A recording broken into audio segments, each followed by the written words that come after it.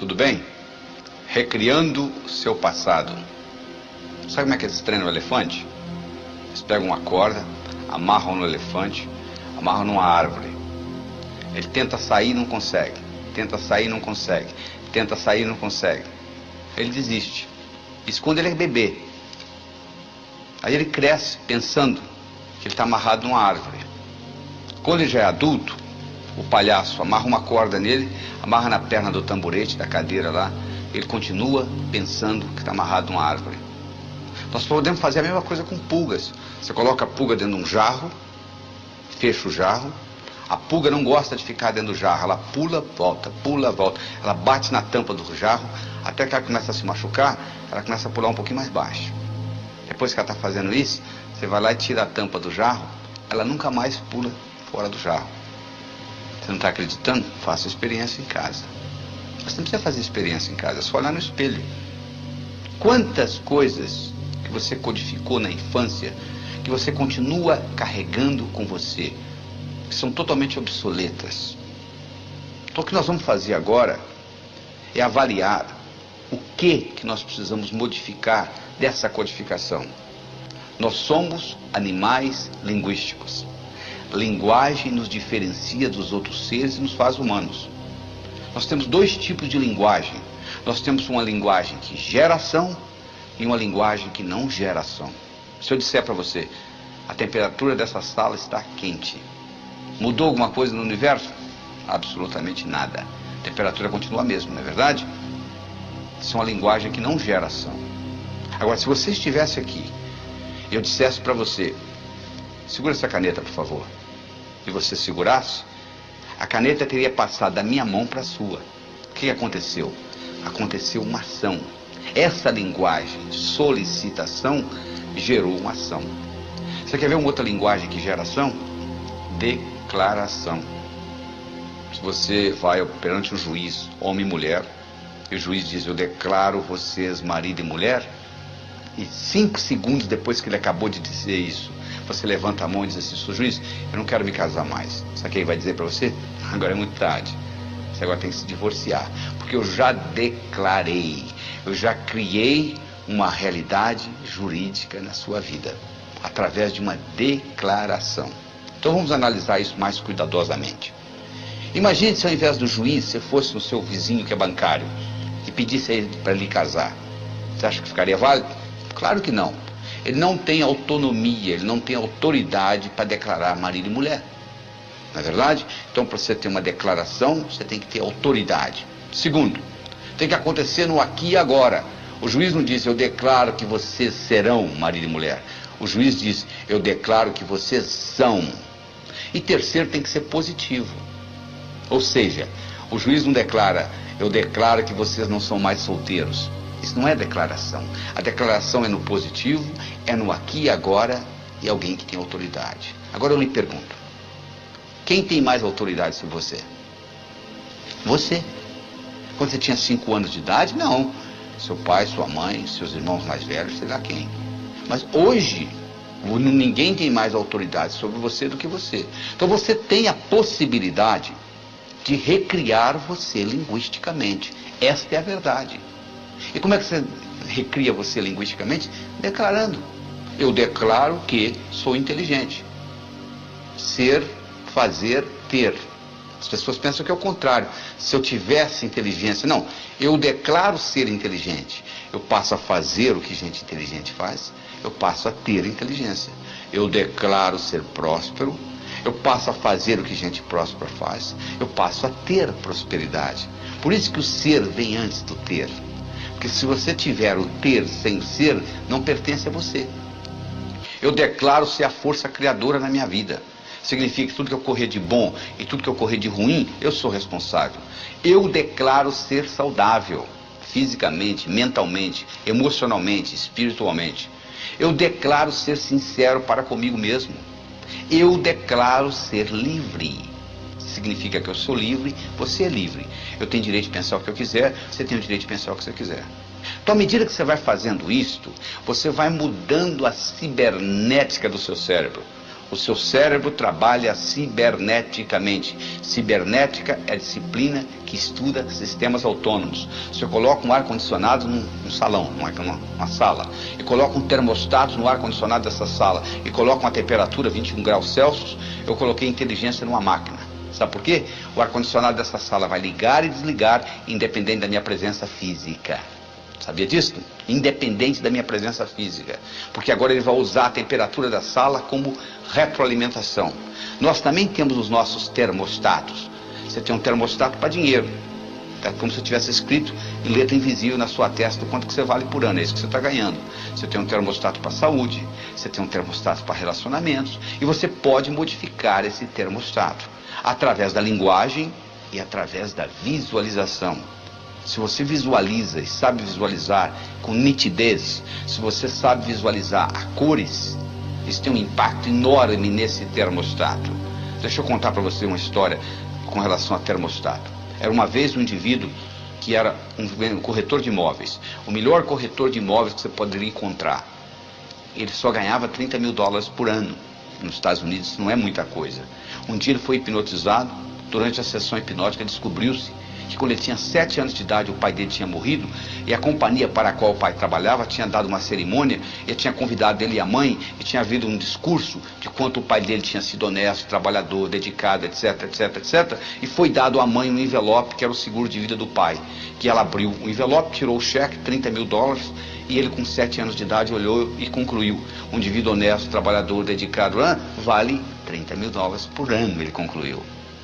Trazido de volta da sessão hipnótica e trabalhado com essa tecnologia que eu estou trabalhando com você aqui agora nesse vídeo, esse indivíduo na semana seguinte dobrou o que ele ganhava, na semana seguinte ele triplicou, na semana seguinte ele quadruplicou. Um ano depois ele ganhava $1 milhão por ano, fazendo o que ele sempre soube fazer, levantando a mesma hora que ele sempre levantou, indo dormir a mesma hora que ele sempre foi dormir.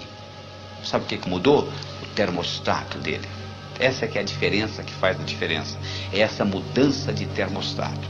Isso é que é importante. Essa mudança, é isso que nós estamos fazendo aqui. William James foi, que é considerado o pai da psicologia moderna. Ele foi um filósofo, um psicólogo, professor da Universidade de Harvard. Ele tem uma frase famosa que é a seguinte: o passarinho não canta porque está feliz. Ele está feliz porque canta. Porque uma vez foi perguntado ao Dr. James: Dr. James, na sua opinião, qual foi a descoberta mais importante no campo do desenvolvimento humano nos últimos 100 anos? Ele disse: na minha opinião, foi que antes pensava-se que para você fazer, você tinha que sentir primeiro. Agora nós sabemos que o contrário também é verdadeiro. Você começa a agir e o sentimento aparece. Então não fique esperando que o sentimento apareça para você começar a executar. Comece a executar, que o seu termostato vai mudar. Você começa a modificar isso e o termostato modifica. E com isso, você recria o seu passado. Tchau.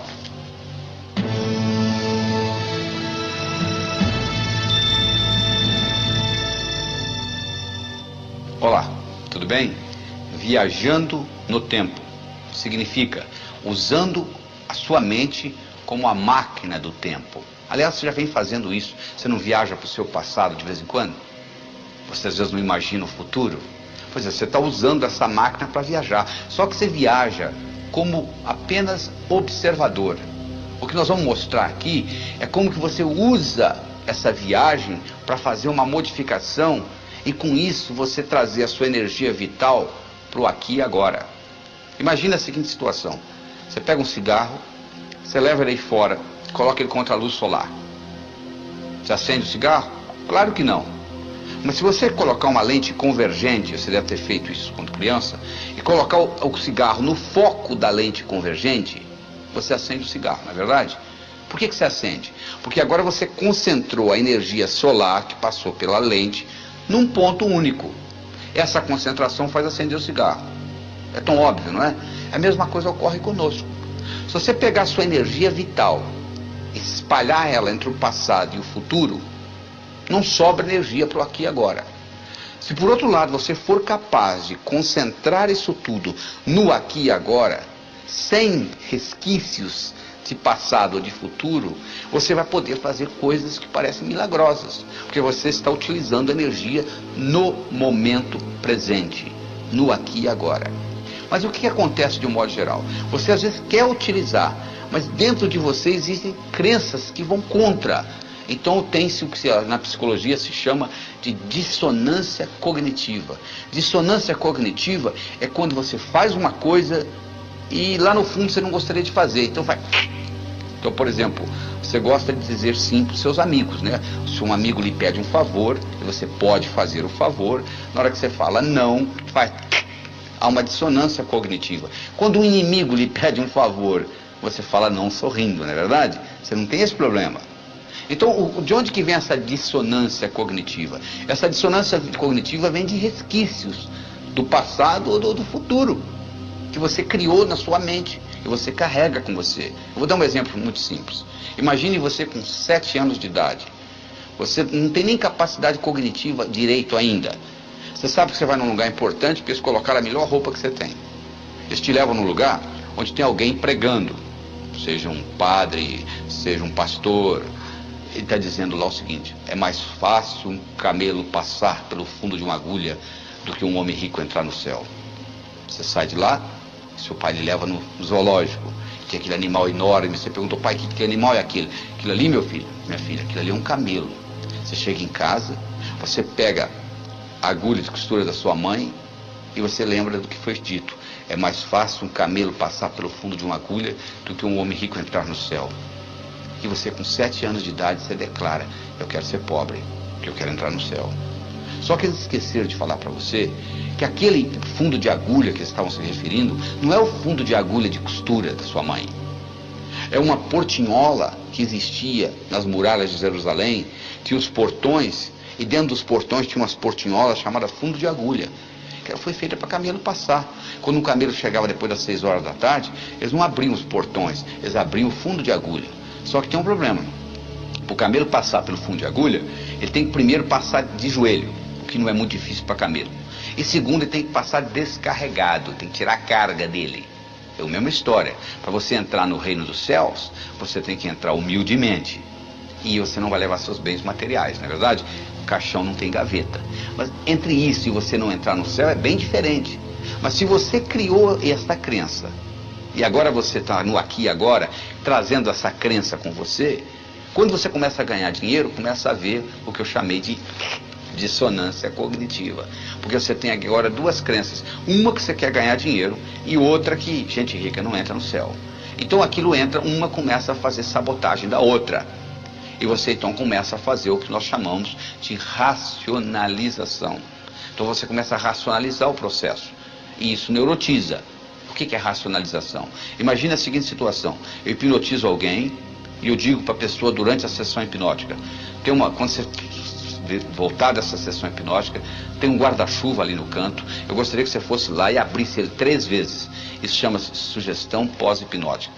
Traga o sujeito de volta da hipnose, ele vai lá, pega o guarda-chuva e abre 3 vezes. Eu pergunto para ele: o que você está fazendo? Eu estou abrindo esse guarda-chuva. Para quê? Acaso chova? Ele não sabe por que ele está abrindo o guarda-chuva. Ele racionalizou. Ele criou uma explicação racional. Ele nem sabe por que ele está abrindo o guarda-chuva. É a mesma história. Se você começa a ter essas dissonâncias, você começa a criar racionalizações. Ah, dinheiro não é importante. Quem fala que dinheiro não é importante vive numa outra realidade. Porque você vai na cadeia, 99% das pessoas estão lá por causa de quê? Problema de dinheiro. Por que as pessoas se divorciam? Mais de 85% é por causa de briga de como gastar o dinheiro que eles ganham. Então você vai falar que dinheiro não é importante? E quando você estiver se preocupando em pagar suas contas do fim do mês, quer você queira, quer você não queira, dinheiro é importante para você. Dinheiro só deixa de ser importante o dia que você tem o bastante, e aí sim você vai se preocupar com coisas mais importantes que dinheiro. Não é verdade? Então essa tecnologia vai lhe permitir, e já está lhe permitindo, liberar essas crenças antigas, diminuir essa dissonância cognitiva, diminuir a sua racionalização, e com isso você continua vivendo no aqui e agora. Continuamos.